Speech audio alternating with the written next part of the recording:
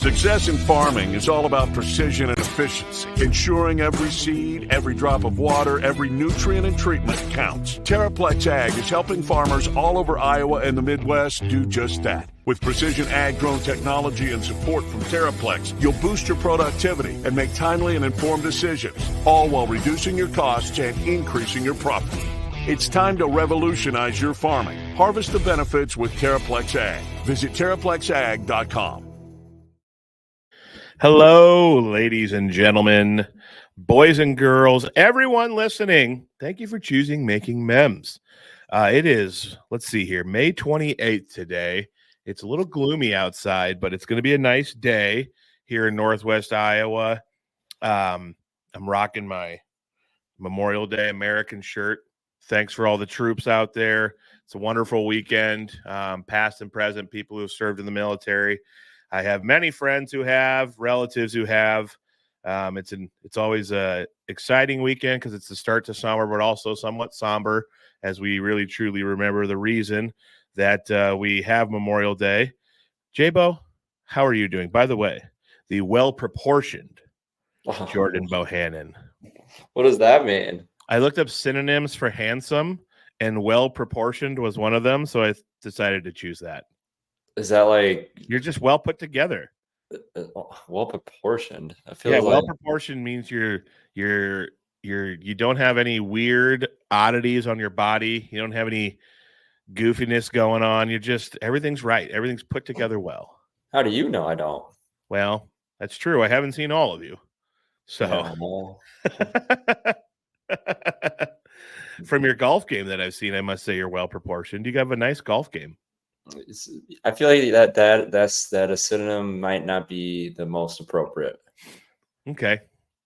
You think you could have better calves? No. I just think you could take that a little sexual if you think about it. Yeah. I'm fine with it. I mean, sure. Good meat size. Yeah.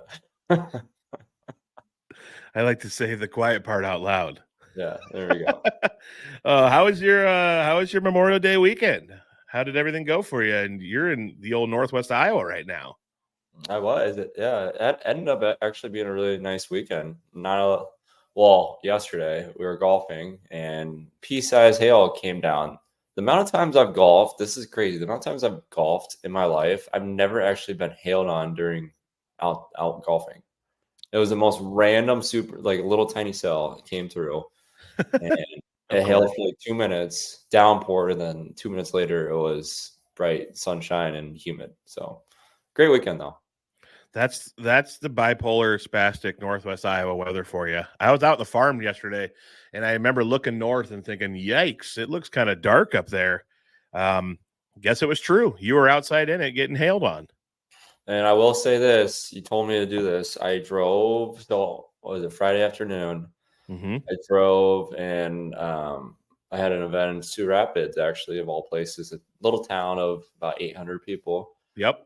And drove through Sioux Rapids and I saw the amount of water that are on the farm fields. It is absolutely insane. In Northwest Iowa. It's crazy. Yep. I've never seen anything like this before. It's bad here, buddy. It's real bad here. We have still not put a single seed in the ground, and it's May freaking 28th. Today we're gonna finally be planting. They're talking rain Thursday, Friday, Saturday, Sunday, Monday, Tuesday here. 6 days in a row. This could be our last pod ever together. I'm not sure I'll be able to handle that, but we'll see what happens. We'll see next Tuesday if I'm here or not. On top of that, too, the lake in Okoboji, it's so the water level. It's on like a lot of the docks and hoists. It's over almost. The waves are hidden over on the docks and hoists. Yeah, it's crazy. I mean, I guess that's the nice thing about the rain is we finally filled the lakes and rivers and stuff back up. But holy cow, it's been insane. So hopefully the next couple of days we can go like crazy, getting a bunch of stuff done before the next rain puts us out of commission for 10 days probably. But that's the thing right now is the soil is so saturated that any amount of rain knocks you out for a day or two. And if it's a ton of rain, it could be weeks because it is taking a long time for things to dry right now because the soil is so full. So what do we need? We need hot, humid days, or do we just need hot days? Let's get some mid to upper 70s, maybe even 80 if we need to, sunshine and wind for like 3 weeks. We can get everything done.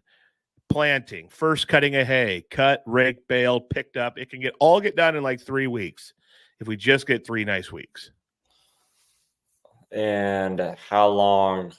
So you think a week, 3 weeks straight of that, or? Yeah, it'd be nice to have no rain for 3 weeks. I feel like that might be bad. No. Well, not here. Everywhere else outside of Alta, Iowa can have it if they want. I don't care about them. I do care about them, but I'm being selfish and not caring about them right now. Yeah. Well, I guess the amount of water I've seen on the farm fields, that makes sense. You need that much. Yeah, they've gotten a lot more north of us up there by Sioux Rapids where you were and up towards Spirit Lake and everything.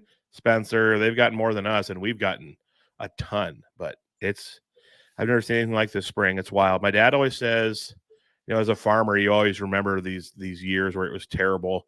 My dad says 1993, nothing will ever top it. Worst he's ever seen. Flooding like that's never been seen before. This is the worst I've ever seen in my lifetime, hands down. This might be a dumb question, just because I've seen the mass amounts of water on fields. Mm-hmm. Is there some way you can just pump out some of the water? Is this dumb that you can pump out some of the water in parts of the field to not make it look like a lake? Out in the field, well, there probably is. You could probably get out there with like 100 different sump pumps if you wanted. But I think you just got to let it go out in the field. You just got to let it go and realize that next year or this fall, after we're done with the harvest, that might be a spot where we want to dig up and put some fresh tile. We talked about that last time. Yeah. Yep. These are the types of years where maybe some places you need some tile updates are exposed. And I've seen a field that hasn't really gotten much rain on it in the past 2 weeks by me that is still like a full lake. That tells me that guy has some serious drainage issues in that spot, and he needs to get some tile in there bad. There's a spot going through Sioux Rapids to Spencer, kind of go through up in the hills. You pass like Little Sioux golf course up top. You can see on the left, and right before that or right after that, there's like fields that come down into the hills, and places like that. I feel like you can't really do much just because everything runs off into that spot. That actually used to be a field up until like, I don't know, 5-6 years ago. We had a horrible rain before this like 3-year drought. And that guy just decided to take I think the government paid him to just turn it into like wetland and everything. So now he gets a yearly payment from the government to not plant his crops there because it always gets destroyed anyway. So he puts in like CRP and grass and wetland stuff. So now it's like a nature area, plus helps absorb the water better. And then the guy doesn't have to mess with it with his crops anymore. Because I've seen a cornfield there before where the water is like literally 2 feet up the corn stalks. Yeah. And that kills all the corn like instantly, basically. I didn't know that. Yeah, it's insane. It's my dad actually said there was one year where was it the 80s, I think? There was such a surplus of crops in the world that farmers got paid by the government. There was an option where you could take a payment from the government not to plant crops. One year we had so many commodities on hand and such a surplus. And so a ton of my dad said him and my grandpa decided they didn't want to do that. They still wanted to plant, but there was a ton of farmers that just didn't plant anything. So they didn't have the expenses or anything like that. And the government still paid them the money like they would have been selling crops because there was such a surplus. So sometimes what's that? Why would they prevent crops being produced? Because they like said we are going to have so much that it's going to completely screw up the economy and the food market and shipping and all this stuff. And we're just going to have nowhere to put it all, which obviously is not the case now because there's less farmland every year as developments and other things happen. But I'll have to ask him. I know that happened. I'll have to ask him more details so I can maybe bring a little more informed take. I feel like it wouldn't be a bad thing to have extra food on the plate. No pun intended here. Why? I don't understand why they would. I mean, I get from the storage aspect, but I feel like they should find a way to always make sure there's more crops than none. Yeah, I don't know. I'll have to ask them why they did that and get back to you. I know there's a reason, but dude, it's looking really dark right now outside my window. Like, what the heck? It wasn't even supposed to rain today. It started pouring over here about 15 minutes ago. Dude, this is the year from hell. It's never going to end. It's never going to end. Well, last year you guys were praying for rain too. Begging for it for 3 years, really. Yeah. Begging for it. 2021. So it's 24 now, 23. So 2021, we did not get rain on our farm from May 20. I'll never forget this. I remember the dates. May 27th through August 30th. We went 3 months with no rain on our farm. And then 2022, there was like no moisture at all, driest winter ever, which was terrible. You got to have some moisture in the winter to help, fill up the ground a little bit when things start melting in the spring. Then it was a super dry spring. We got showers here and there in the summer. We got one massive rain on July 4th that basically saved the crop from dying. And then that carried us through till harvest. The yields weren't great. Then we got like that one big rain in July was it.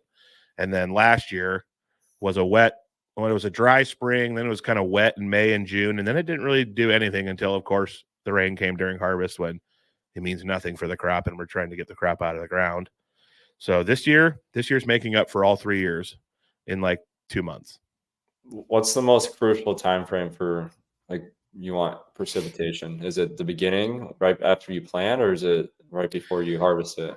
Give me a nice shower in April so it gets the soil, softened up a little bit and you get a little water in the subsoil. Like a good inch or so in April, I'd love. And then let's get planting, let's get rolling. And then how about give me another 1.5 to 2 inches in early May. And then it'd be nice to not have a ton, maybe a tenth or so here or there to keep things rolling. But then let's open up the floodgates in June if we want to. June and July, those are the crucial because it gets really, really hot. That's when you need some rain, especially in July, those 95-degree days and stuff. That's crucial. It's crucial to get the rain in June so you have some moisture in the soil going into the really hot months in July where you hopefully get a couple inches, here and there in July to carry you basically through until harvest because you're not going to get a ton in August. Yeah. What's really nice is when you get really humid days and it's really, really humid overnight and humid to start the morning and there's dew and stuff. That's good for the crops. Yeah, that's what I was reading that on. It popped up on my X timeline the other day about the importance of dew on for crops. I didn't even think about that. Yep, it's giving them some nice water, and it's like when I wake up in the morning and I chug my 8 ounces of water to start every morning. I need that. I need that to get going. Yeah. So you're saying wind and thunderstorms are not really important right now? No, I'd love to see no dark clouds for 3 weeks. Yeah, maybe even a month at this point. But I mean, I've been hailed on twice already. When I've been outside, I've never had that happen. See, that's the thing. That's the thing with this year. It's always a thunderstorm. It's not even just a normal rain now. It's not even, hey, here's 0.6 of a nice soaker. It's everything comes just get pissed on from the sky by the thunderheads and everything. It's just pouring rain and lightning and tornadoes. Iowa leads the country in tornadoes right now. Did you know that? Yeah, I saw that. It's just crazy. That's the thing. It's always a storm. It's not just rain. I did see or what maybe I thought it was Des Moines area. Wasn't it like the last storm here last week? Wasn't it Des Moines that got like 6 inches of rain and yeah. Was it Des Moines? Yeah, Des Moines, like central Iowa over towards eastern, a little southern Iowa got absolutely dumped on. Yeah, within like a 15-minute span, like nothing at all. Yeah, Pocahontas up by us got 4 inches. And the stuff north of us towards your direction and Bogie there got 4 inches when we got, I don't know, 1.5 inches. It's been something else, I tell you. It's been something else. Yeah. Even the golf courses, like it's kind of sad because they're trying to get people out, but they're almost damaging the course this summer by doing it, by having people out on the course. That especially the ones that don't have cart pass. You got to go on the grass. Yep. Our course here in Alta is has a lot of areas roped off where you have to drive way around certain areas to get up by the green, or you got to park and walk 30 yards or so to the green because you don't want to get too close. There's water pooling up everywhere, and our course drains really well, but it's just too full. And you got the dumbasses that will drive through that crap. How stupid do you have to be to do that? You see it roped off, and you still try to drive through it, and then you can see the tire marks that from people previously try to do it, and then your cart gets stuck. That's when we should be allowed to pull up and shoot them with paintballs. Right. We have officially earned 10 free paintball shots on you, and then we'll pull you out of the mud. But first you have to sit here and endure this for being an idiot. Well, there's not a lot of smart people. Well, okay. I shouldn't say it that way. There's a lot of smart people out there, but there's a lot of dumb people out there too. There is. Oh man. You know what? That's a good transition. By the way, we are brought to you from the Channel Seed Studios. Dear heavens, I almost forgot to say that. Channel Seed Studios and powered by Terraplex Ag. This podcast could literally just be lifted off the ground and flown across the state of Iowa. There's a big screen hanging off a Terraplex Ag drone, and people could just watch us. There's got to be a way to do that, right? We could somehow live stream to a screen that Terraplex could fly around the state. Everyone could see our beautiful faces, and that's because Terraplex has the best drones out there. You should check them out. They'll help you with all of your farm needs. I've actually heard some guys this year have had to, more than in years past, use drones to spray their crops and get to some areas where they just can't get to with their tractors because it's going to take forever to dry. So that's why drones are huge in farming, especially in a wet year like this. They can help you get to those areas where you don't want to risk getting stuck with your tractor. So check out Terraplex. They'll help you with everything you need, and I mean everything. They might even brush your teeth for you with their drone if you need that. Check them out. That'd be crazy. Yep. Sitting looking in the mirror and just drone hanging in your face. All right. You talked about smart people earlier, and I wanted to transition to that. Bill Walton passed away yesterday. Don't know if you saw that. Absolute legend. A little bit of a quirky guy, but also a very, very smart basketball mind. Incredible player. Maybe he's probably on pretty much everyone's list as like the top 3 college basketball players ever. He was a 3-time consensus National Player of the Year. That's insane. So many 40, 50-point games. He had a game, I think one of the national title games, he went like 23 of 25 shooting. Just crazy. And then injuries kind of derailed his NBA career, but he did win a title with Portland, was a great player. But I wanted to know if anywhere in your journey of traveling for games or not, if you ever had a chance to meet the guy. That's a good question. I wondered if he did you ever play in Maui or anything? He was always calling Maui Classic games. I was there for Jason's. I think. Did I meet him there or not? That's a really good question. I know I've seen him in person numerous times. I don't know if I've ever actually shook his hand though. Yeah, I don't think I have actually. Alrighty. He was. Did you ever listen to a game he called? His stories were just insane. Oh, it just blows your mind. He just goes off on a tangent for like watching. So I used to love watching St. Mary's basketball because I loved watching Matthew Dellavedova.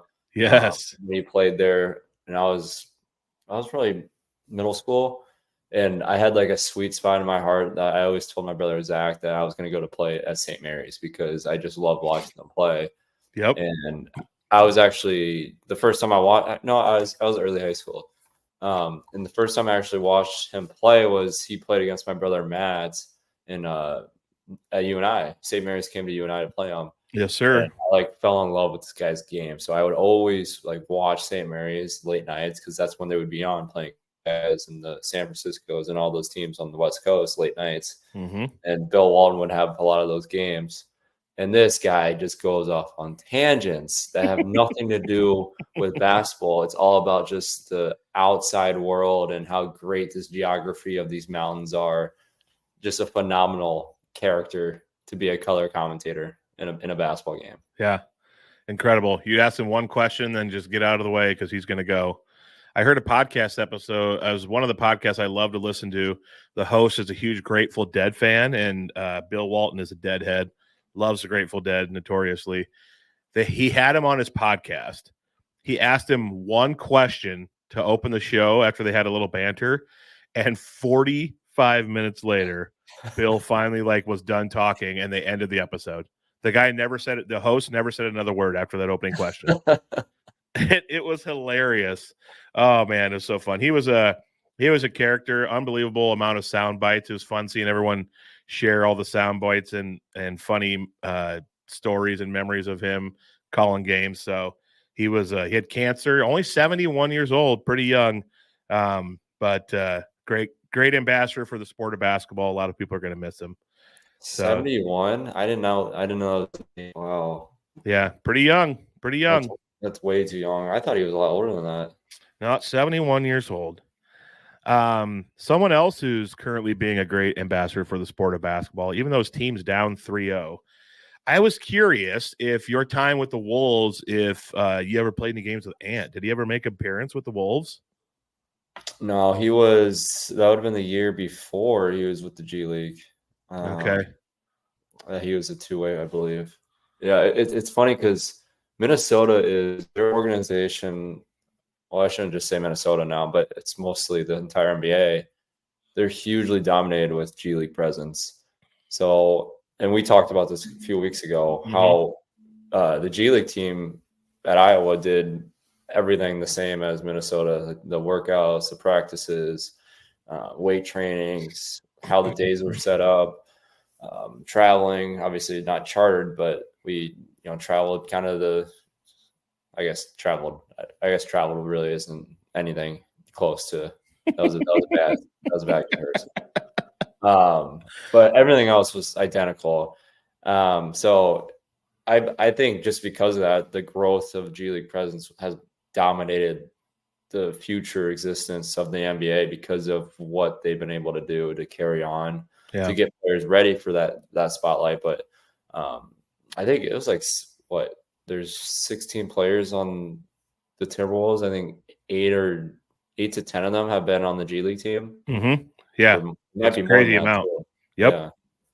So, oh man, well, I don't know if they got it in them to come back from down 3-0. The Luka and Kyrie show has been something else. Those guys are amazing late game closers. Whenever it's close going down the stretch, I'm like, I think it's over. I think the Mavs got this one because they got Luka and Kyrie. And gosh, it's been a fun playoffs to watch, though. The NBA playoffs are great. The atmosphere, the energy. And it looks like we're probably going to have either 2 sweeps or maybe a five game series win. And then it's going to be Celtics Mavs, which will be star power everywhere. That'll be fun to watch. Celtics Mavs. That's brings back the Kobe days. I feel like, right? Back with how good the Dallas and the Boston teams were. Boston's been pretty good though. Still, yeah. They haven't been able to get over the hump though. They've been to, I guess they've been to 1 finals with Tatum and all them, but it's 6 Eastern Conference finals. But man, the Western Conference back when Kobe played, when Dirk was on the Mavs and Duncan Spurs, and even the Kings and the Blazers were really good during Kobe Shaq era. The West was just insane. The Suns had Amari Stoudemire and Steve Nash. Man, I loved what that was like peak NBA for me. I loved watching the NBA then. So much fun. And then Shaq went to the Celtics. You had him and Paul Pierce, KG, Kevin Garnett. Ray Allen was on the Celtics. Ray Allen, yeah. That team was stacked. Yep. Man, so much fun to watch the NBA then. I don't watch much now. I will watch the playoffs. The playoffs are super exciting. Regular season, and I just don't have time for a ton of regular season sports. My regular season sports watching is committed to college basketball and college football when I'm not in the field. But NBA playoffs have been exciting. Hey, J-Bo, you're up in a hotbed of fishing. Do you like to go fishing? Oh, yes, I do. Okay, because I think sometime we should go fishing together. My algorithms lately have been nothing but fishing videos, and I love it so much. I love to fish with a passion. We're not going on this tangent again. What else happened on your algorithm? Uh, well, I mean, there's always some messy stuff, but it's been mainly fishing right now. I did send you a funny golf one that had little people in it Yeah, I saw the that other one. day on Instagram. I mean, someday we should have just one single episode where I save like 20 videos from my reels, and we just go through them all so people can see what a messed up human I am. Or we just scroll through on your explore page reels and just see what pops up after Yeah. what we've been talking about the last 2 weeks on your algorithm. True. I just love. Oh man, but yeah, it's raining right now. It's raining right now. Goose Fraba. Yeah, I love fishing. Pouring or no? What? Is it pouring or no? It's not pouring, but I can see it, which means it's raining hard enough. It's raining too hard because it's raining, period. Yeah. So annoying. Oh my gosh. It's still raining up here too. I had a huge day planned to get done with this pod, go work out, eat quick, and then I'm just gonna work for like 12 hours in the field. Hopefully it'll be dry in a couple hours. It's not going to be a big rain. Positive thoughts, Adam. Positive thoughts.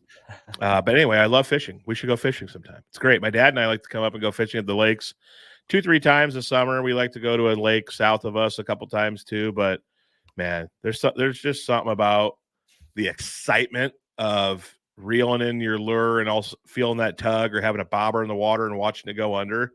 It's a rush. It is an absolute rush that I can't explain. I love it so much. I did get addicted last year, so I got my own tackle box that Carly made for me. And Oh, buddy. You go by yourself up there? I just go off the dock and spend a few hours out there. When Mike and Adam Pedersen come, I'll shoot you a text. Maybe you'll have some company on that dock. Oh yeah, have someone to talk. Oh, Carly's gotten into fishing too, so let's go. I haven't went yet though this year. My dad and I were there like 2 weeks ago. Caught a bunch of bluegill and some striped bass up at the lakes. It was nice. Hopefully we'll get back there again. Maybe we'll come next week after all this rain comes and we can't be in the field. Maybe we'll come do some fishing. Yeah, I kind of want the rain to stop though too up here with how full the lake is, because there might be a no wake year where you came in. Yeah. Yep. It could be one of those years. One more exciting thing to get to here in the opener before we talk some sports. Angel Hernandez has retired from umping Major League Baseball. Are you familiar with the name? Adam, you know I do not watch professional baseball. Well, Joe West and Angel Hernandez, notorious, probably the two most well-known umps, and well-known for their terrible calls, their bad attitudes, trying to make it all about them. And yesterday, Twitter celebrated unanimously, everyone excited about Angel Hernandez finally hanging it up. And it made me think, and I know you'll have some good thoughts on this. If you are an umpire or a referee in sports and you're the most well-known and everyone knows who you are, especially people who aren't fan of that sport, that's probably not a good thing. It probably means you're bad at your job. And when I think college basketball, the first name that comes to my head is Teddy Washington? Okay. Is it Ted Washington? What was his name? Hightower. Isn't it Hightower? Teddy Hightower. Yeah, Teddy or Hightower. Ed Hightower. Ed Hightower. Holy crap. Teddy Washington. Where the frick did that come from? Isn't there a Teddy ref too? Teddy? I don't know. There's Ed Hightower, who everyone knew because of his antics and his bad calls and how he was always trying to make it about him. And then he got Paul Selk and all these other guys that if you're a well-known ref. Courtney Green. Yeah. Oh, yeah. Big time Courtney Green. Like if everyone knows you and people are talking about you as a ref or an ump, it's probably because you're not great at your job. And Angel Hernandez made me think of that. Well, in that profession, the worse you are, the more publicity you get. And the more publicity you get, the more big games you get. So kind of works the complete opposite the way it should in that profession. Yeah, exactly. So people out there, refs, umps, everyone going into that profession, let's make it about the game and not about you. I know you, if you want your 10 minutes of fame, go start a podcast. On the field, let's just keep it clean, do your job, then start a podcast afterwards if you want more notoriety. It is funny. I've had a lot of officials and referees in my mentions when I went on my. Haven't been so bad this past year. I've kind of laid back. You should start doing it again. Then we can read some of the messages.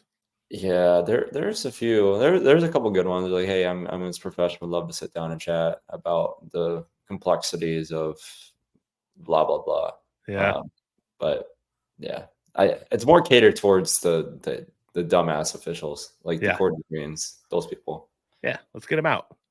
Let's get them out of the sport. Maybe I will say this: I never crossed the line for high school though. I'm always talking about college and professionals. I'm not talking about high school and below.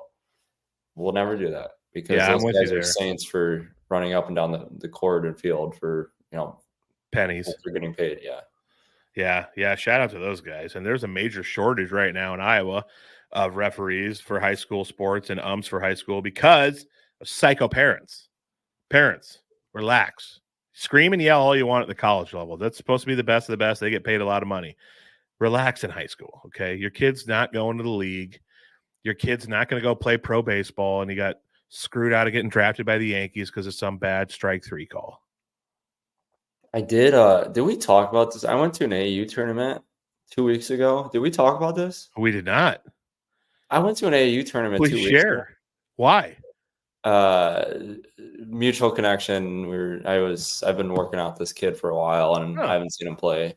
Nice. So I went to support him and watch his game, and I kid you. All right, first of all, guess how much it was to go into an AAU tournament? I just went for one game. Keep this in mind. $20. Higher. Are you kidding me? Yes. 30? It was $30 per person to walk, not only just to be like to walk into the court and spectate the games. That's insane. Absurd. Freaking travel basketball. Good Lord. Yeah. So you're paying $30 per person walking the game. So there's that to start off. Right off the bat, I'm like, oh my gosh, this is absolutely insane. And then 2, I'm watching these kids and these parents. I mean, first of all, parents, you gotta fucking relax. Your kid is not that good. Okay. I'm sorry. I hate to break it to you. Your kid is not that good for you to be a complete psycho. Mm-hmm. All right. There's one thing when your kid is going to be in college and play Division I. Like my dad was just really hard on all of us because we had potential that he was trying to get out of us. Mm-hmm. But I'm talking about kids that are 16U, 17U, like they're on the way to the real world because they're not going to be playing basketball. I'm sorry, but your kid just isn't going to get there. All right. But there's so many parents. I was just people watching the entire day. There's a whole new world, Adam, since I was playing AAU basketball within the last 6, 7, 8 years. Oh, it's got insane. Oh, it's absolutely insane. And yeah, I was just people watching the entire day, and I'm just watching these parents. I'm watching these kids interact with their parents. I'm like, this is just a total different world now. Like these parents are very living through their kid for shortcomings that that parent didn't get to. 99% of travel ball is parents living through their kids now. Kids are getting burned out. Man, you have to be, as a parent, you just have to be intentional about just letting the kids have fun. And if you feel like it's too much, don't push them so much because you're mad about your career or something. Like it's the travel ball. I've heard so many stories about travel ball, the expenses, and how it's like leading to divorces and bad marriages now and stuff. It's getting up there with like gambling and like as almost like an addiction for these people. And it's burning out kids. It's making their life at home crappy because you center everything around that. And then you lose focus of each other and your relationship. And it's a bad deal. So it's getting out of control. I think a lot of it has to do with all these trainers and basketball experts that are training these young kids. They have no idea what the hell they're talking about. And these parents are just sending them to them because they're like, oh, I'm paying him $150 an hour because he's charging that much. So he must do a little really research, Mom. Yeah. So they're sending these people, these jokers out here to train their kids And one, they probably never even played basketball past high school. They just read a bunch of shit online and said, "Oh, that looks good. Let's pick it for the kid." And these parents are just sending them to them. They just think their kid's gonna be the best thing ever since Michael Jordan. No, the realism is that you're out of the 100 kids that let's just say that there's 200 kids, let's say out the Mm-hmm.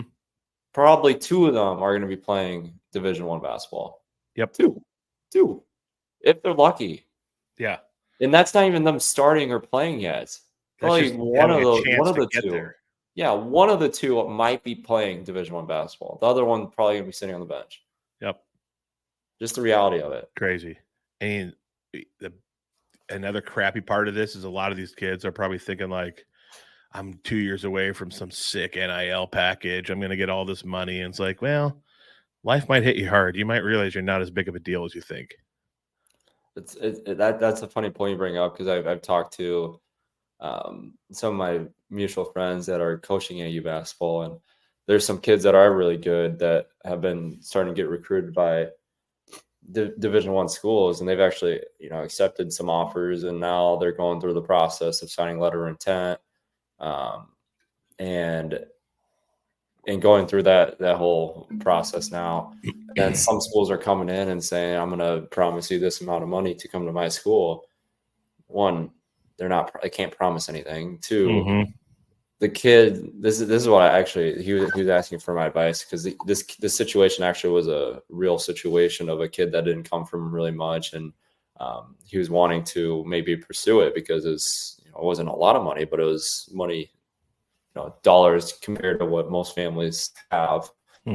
And I was just saying, one is great because this is probably one of the most valuable a lot of these kids are going to ever be in their life. 1, but 2, if you want to do it the right way, do it the right way from the aspect of loyalty and being with a team and trusting and believing in the system, building a brand for yourself, trusting the process, understanding that just because you're going to abandon ship and go somewhere else doesn't mean the grass is always going to be greener over there. You're going to get way more respect by sticking with the university and building yourself up to being a credible and honest person, rather than jumping back and forth between schools and going to go get the money. The money's always going to be a byproduct. I've always said that. If you do it the right way, the money's always going to be a byproduct for that person or that kid. A lot of these kids, Adam, I mean, we've always talked about, there's kids that are jumping in the ship and they're getting promised $500,000, $600,000. That's great. Yeah, great money. But after taxes, after the year you go through, you lose half of it to the government right there. Yep. And then after that, what's your end goal 5, 10, 15 years down the road? Is it professional basketball? Because if it is, that's great. Then, there's still going to be more money like that down the horizon. But a lot of these kids, they don't have anything set up after basketball. Yep. What's the plan after basketball? And them transitioning to different kinds of universities for the money, that's ultimately damaging their brand, and they're not going to be able to do much in the real world or the business world from that matter because of that, because that just loyalty just thrown out the drain right there from day one, from changing to a different university. Man. Yeah, gosh dang, that's why the sad part is so few of these people have someone who truly has their best interest in their corner. It's just a bunch of people who want to glom on and be a part of the journey and get money. And it's so crucial to have good people, good, honest people with high integrity, high moral value people in your corner who can be honest with you and help you out and not just suck all the money out of your bank account and just leeches. Can't have them. And unfortunately, a lot of these kids don't realize who that is. And I think honesty is such a lost art in sports, whether it's from the coach or from the parent itself or the trainer that's training your kid. There's no honesty, I feel like, anymore. They're just telling the kid, yeah, you're going to be really, really good. The parents keeps paying the check to the trainer that's training the kid, keeps paying the check to the AU program because the kid's probably starting and playing more than the other kid. And they're just thinking that all sunshine and rainbows down the road, then their kid's going to make the next level. Well, there needs to be some sort of honesty to these parents saying, hey, your Mhm. kid isn't that good. Like, you probably need to understand that and say, either one, he needs to work harder, figure it out, or two, well, there's probably a lot more reasons, but just some reasons off my top of my head. Another reason, you're probably paying the wrong kind of people that your kid is going to. That's ultimately what I'm trying to get at, but I don't know. It's just so complex nowadays. With money, always brings out the best or worst in the people. So Mhm. There should be everyone should have index cards made, laminate them so they last. Here's the stats. This percentage of kids make it to D1. This percentage of kids make it to the pros out of that percentage that made it to D1. Chances are yours won't be one of them. If it happens, cool, but let's plan for the future during all of this process. yeah, and that's exactly right. Be transparent, but also, there needs to be a wake up call too. Your kid probably isn't working hard enough to be successful. It's just, at the end of the day, he's probably, partying in high school. He's caught up in the wrong things, got distractions, not working hard enough, working hard to be working out 2 to 3 times a day, getting up at 4:30 in the morning, going to bed at 10 o'clock, 11 o'clock at night when you're after a gym session. Yep. A lot of kids aren't doing that. A lot of kids think a 1 hour a day with a trainer your parents are paying for $150 an hour for is, that's great if they're doing the right thing. But what's really the separator is what are they doing after that? Yep. Because everyone is going to be able to go to a trainer for an hour. But are you able to get up at 4:30 in the morning and run hills by yourself and, in the cold? No one else is doing that. Yep. I one of the podcasts I listen to, a guy's really into fitness and stuff. He's one of the hosts, and gosh dang, he posted something once and it said, like, when he's on vacation, he takes joy in the fact in knowing that he still got up and did more before 7 a.m. while on vacation than anyone else will probably, than the majority of people even do in their entire week. And I was like, it fired me up. I was like, hell yeah. Because I love working out 6 days a week, hitting the gym for an hour, hour and a half, sometimes a second workout. Sometimes I consider the farm a third workout, running around with all these cows, walking through shin deep mud. That's a heck of a leg workout, and trying to keep your boot on. That's probably why my shins hurt right now. But man, yeah, you got to put the work in. And I say no to social things all the time for the sake of podcasting things and trying to come up with podcast stuff, because this is my dream to do full time someday. And you gotta, man, what are you doing when no one's watching? What are you doing when no one's watching? All the kids these days, I mean, parents too, I feel like too, to go along with that, they just want to look cool and be a part. They have FOMO. They want to be a part of social situations half the time, which is great. I have no problem with that. Have your fun that you should have in life, but yeah, there needs to be some sort of sacrifice for people to be successsul. And kids these days just aren't. I don't know if they're not taught that, because there's parents out there that are teaching their kids that. But I don't know. I was always taught that this shit's going to be really, really hard every single day. You're going to want to quit every single day that you're training, that you're going to go through misery. You're wanting to, not be a part of that sport anymore, all this kind of stuff. But if you stick to the path, you're going to be successful. But the minute that path goes down south, there's so many kids that jump off board, and then they stop the sacrifices that they've been doing of, not hanging out with friends on Friday nights, Saturday nights, not getting up at 4:30 just because of one detour that occurs on their path. Yeah. And part of chasing a dream is you got to get comfortable with, or at least if you're not comfortable with it, learn to be okay with other people feeling disappointed in you and being able to say no to other people. And you got to be okay with people not understanding. And I'm like the smallest level possible, but I have friends who get annoyed with me and mad at me because they say, no, I'm not hanging out. I'm working on the pod tonight, or I'm working on something else, or I'm out at the farm. I got to get this done, and not hanging out with you because there's a million things to do there. And you just got to be okay with disappointing people if you really want something greater at the end of the line for yourself. And it's a dream you're chasing, and not everyone's going to understand, and you gotta understand that they're not going to understand. Yeah, but a lot of people that do understand, those are the friends you want around. A lot of it. Oh, heck yes. What I've realized when I was going through my push to play professional or play Division I and then play professionally, I realized that people that get pissed off at someone for saying no to them for social situations and sacrificing now for later, those are kind of the people you don't want to be around, because they just don't get it. Like, they don't understand you. They don't understand the process. They don't understand how life works. Like, you need to make short-term sacrifices now in order to, enjoy and love life down the road, because that's worth so much. You putting in those extra hours now is worth so much down the road. That I always told myself, my dad and my mom did too, and obviously my brothers, that you'll realize that with friends when you go through high school, that those that don't understand that those are the people you don't want to be around. Yep. Amen.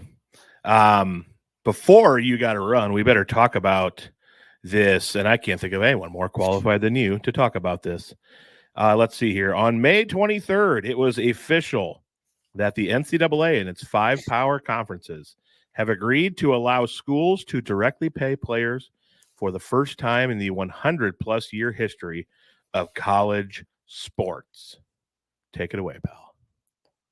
Well, there's a lot to dissect with this. Nothing's official yet. I think it still needs to be approved by, I think it's Judge Wilkins that is the approval for the settlement to be approved. But a couple things. I don't think we ever talked about this, but actually I talked to Jeffrey Kessler, who is the lawyer behind he's the one that is pushing for, or the head attorney for, gosh, my words are bumbled right now. The guy, the attorney that's running the settlement case right now. Yep. And Ramogi Huma, who I worked extensively with at the NCAA when we were fighting for NIL and all the other, being player advocate that I was my last 4 or 5 years in college. He actually put me in touch with Jeffrey Kessler last March. Nice. And he put us in a group chat, and he told Jeffrey Kessler would love to talk and possibly me be a part of the case that they were pushing for, and ultimately testify and be one of the athletes that has a voice in what's going to happen with this case. I think they're starting starting the process or beginning to start the process, or it was already kind of started with the case starting to become to the public eye. But we had a great talk for about 15, 20 minutes. Me and Mr. Kessler talked, and he just got some knowledge from me. He asking questions about the experience I had in college, my NIL push that I had with Geo Baker and Isaiah Livers and, hundreds other athletes that when we did that. Very, very smart, informative man. Like, I could have listened to him talk. He was like Gary Dolphin the other day when we had him on. You just listen to the guy talk, because he's done so much for college athletes. If you just look at Jeffrey Kessler's resume and his background, he's done so much for them by all these lawsuits that have occurred. So from that aspect, it's really cool to see him continue down the road of, player advocation and being there for the players. Ramogi and him have a fantastic relationship. We'll have to get Ramogi on here someday. And he's a guy that is the ultimate leader, a guy that has understood his purpose in life, which is very, very rare for anyone to ever understand that. Yep. And he's just never had the spotlight on him, but always put the spotlight back on the players, because that's what ultimately he wanted to do. But it was a great relationship that we built with Kessler, and ultimately it didn't work out where I was able to continue down the route of being one of the advocates for the players, which I was completely okay with. I knew whoever they chose, they were going to have some great voices in there to really make this settlement a big one, or in fact, the biggest one ever in college athlete history. Yeah. So nothing's finalized yet. People that have read into it more, there's still some little details that need to be worked out, like how a player is going to be compensated. Is it a 10-year window, or is there going to be a difference between how many years this player played, or how many minutes this player played, how many snaps this player had in college to be compensated for the damages that have occurred throughout the years. So there's still a lot more that needs to be done within this settlement itself, but you're starting to already see the Power 5 conferences, they've all approved it and all been okay with it, because I think they've seen finally the writing on the walls that they're like, well, I mean, there's just no way they're going to be able to get past everything that's have occurred with NIL and all these lawsuits that have occurred, because this isn't the only one. There's numerous others out there that are still going on that aren't even going to be thrown out because of the settlement. So I think this is a way out. If anything, this is a way out. The NCAA is trying to find a pathway to still get an antitrust exemption,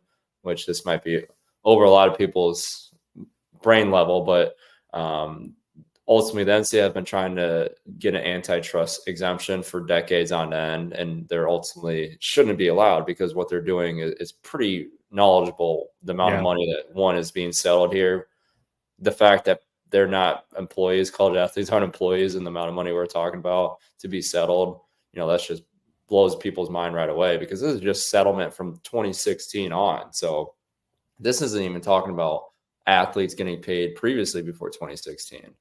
So there's that aspect. I don't think people that have read the article, it's actually, it's only the last like 4 or 5 years that this is going to be settled for. So there's a lot to dive into these kind of settlements. So I don't want to speak too soon, because nothing is finalized yet. But if this does get accomplished, it's a huge step forward. But this is also a way out for the NCAA to try to lobby to Congress to get an antitrust exemption still. But I don't think that Mr. Kessler is going to allow that to happen. He's going to continue to fight against that, and as well as Ramogi and then hundreds of thousands of other people advocating for the future of the college landscape. I'd love to have both those guys on whenever this is finalized and chat with them and pick their brains, not just about this subject, but I'm sure they'll have all sorts of insight about life in general that could help us out. Help us out, or our guest, or not our guest, our audience. And it'd be fun to chat with them someday. So I'm excited to see some final rulings on this, and a lot of your hard work over the years and other people's will officially probably have paid off. It's funny. Like I was reading the articles that was coming out with this lawsuit and the settlement, and I remember talking to Kessler way back. It wasn't way back, but it was probably a few years ago beforehand that I got introduced to him again by Ramogi last year, and we were just talking about he was just gaining more knowledge from Ramogi and some players in a group chat, and that was like 4 or 5 years ago. And I didn't even realize. Then I started researching who we actually were talking to, and I realized how big of a name this guy. I mean, if anyone that researches Jeffrey Kessler, he's been a part of hundreds of millions of dollars of lawsuit damages that he's won for numerous cases. So he's been doing this for a very long time. So when I had the chance to actually talk to him on the phone last year, I was kind of like a little schoolgirl, so excited, because I was like, this guy is like a big wig in the law, in the law category, in the law profession. So it's pretty cool to have relationships that have been able to build like people like that I never even thought, by just advocating for something that I think was right, to experience these cool relationships. Does Jeffrey Kessler happen to only have 1.5 arms?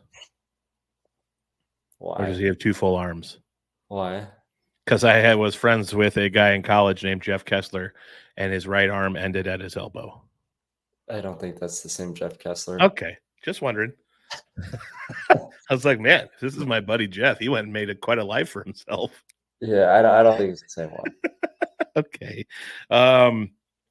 Hey, how about this Indiana Fever coach making people get back to the basics of the 2-point shot? What a coach, right? I was hoping we brought the video, but anyone that's on X or Instagram, just research this. This is just the craziest thing ever. Yeah, research Indiana Fever coach emphasizing long 2-pointers. I've never seen anything where actually pushing players to shoot long twos. One of the most low percentage shots you can ever take in any sort of basketball, women's or men's. I don't know why. Just look at statistics, and you shoot 3 open threes and layups. She literally said she wants her players to get better at the mid-range. Well, then why are you having them shoot 2 feet in front of the 3-point line? just step back and get more points. Yeah. It's the worst shot ever. I don't know Indiana. I don't know much about their coach. I've heard a lot of rumblings that she's not fully just turning Caitlin loose and letting her do her thing. I could be wrong. I don't know that for certain. That's just speculation. But boy, when you take a talent like Caitlin Clark, you don't really put your hands on it and say, change this, do this. You kind of just let them do their thing and mold them around what they do best. You can't control a Michael Jordan, a Kobe. You just kind of got to let these generational people do their thing. Yeah. I mean, there's also from the aspect of I always try to play both sides, but it's just hard to see someone that, I mean, they have Boston too on the team too. I mean, she was a player of the year, and I think she was player of the year in her senior year too at South Carolina. So I don't know. I don't watch much women's basketball, so I don't want to be a expert and call anything an opinion that I have on this sport. But everything I've seen is just, I think they need to have a new coach in there that understands how to run a team. Imagine if Fran was like, Luka, you're 6'11". Get your freaking butt in the paint. You shouldn't be out there shooting those threes, you idiot. And there is coaches out there though. There is coaches out there, men's. That's disgusting. I love that we chatted a long time about other stuff. Quickly before we end here, Iowa has a big recruiting weekend coming up, June 21st. We'll talk about that in maybe the next episode. But this Friday, June 7th is not this Friday. 2 Fridays from now, AJ Epenesa's brother, I believe you pronounce it Yosei Epinesa, is a 5-star, 15th overall in the country, number 3 edge rusher in the country, coming to Iowa. They say he's warm on the Hawks, but that would be a massive get if Iowa could sign him. Clearly comes from a great lineage. His dad played at Iowa. His brother was a star at Iowa, now is very good in the NFL. And they got that Polynesian blood in them. That just makes them, just for some reason, just makes them better than us. They're like, I think Polynesians at like 12 years old, without ever lifting a weight, can just lay down and bench like 200. I know that. What's that? I thought they were Hawaiian. I didn't even know they were Polynesian. Well, maybe I'm wrong. Maybe it's the same thing. I don't know. It could be. I think they're very closely related. So hopefully we get him. Also, tomorrow, May 29th, is deadline day for a decision for Peyton Sandford. Hope he comes back, but we'll see what happens. Happy for him either way with whatever decision he makes. I'm sure he will, as a man of faith, I know he will be comfortable in whatever decision he makes if he feels like that's the direction God is leading him. Also, I'm sure he's got, with Coach McCaffrey and other people, his parents, and a good camp of people. Hopefully he'll make a good, sound decision. But tomorrow, May 29th, we will hopefully know if Peyton is coming back for one more year. I would imagine he would, but I don't blame him either way. It's his decision, no matter whatever decision he has. No one should ever rat on a kid for that. It's his life, and he should go the direction he wants to go to. Yep. A 6'7", is that what he is? 6'7"? Yeah. It's hard to find 6'7" snipers out there who can shoot the rock. They're, I guess it's more common now than it used to be, but it's still pretty uncommon. So it's like if you would have been 6'6", 6'7". I gotta throw shots. I was having a good now you just ruined it. I'm so sorry. I'm the worst friend there is. All right. B, you know what? You know who's better than me? Canoyer Gardens. Go check out Canoyer Gardens in Des Moines. They have 2 locations. They'll get you all the plants, flowers, vegetables you need. They've got a great gift section. Check them out. We're happy to be partners with them right now.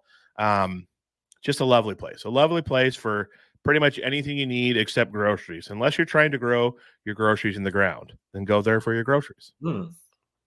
That was a really, they need a, what you just said, clip that and put that in a commercial. Yeah, I've got I've got great ideas. I should be a spokesman for many companies. That was a really good. That might be the best one I've ever heard. All right. We have everything except your groceries, unless you're trying to grow your own groceries. Then come to Knoyer Garden Center, 2 locations, Des Moines, Iowa.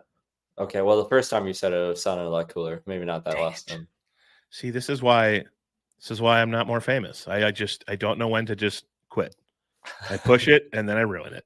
Yeah, you push it a little too far.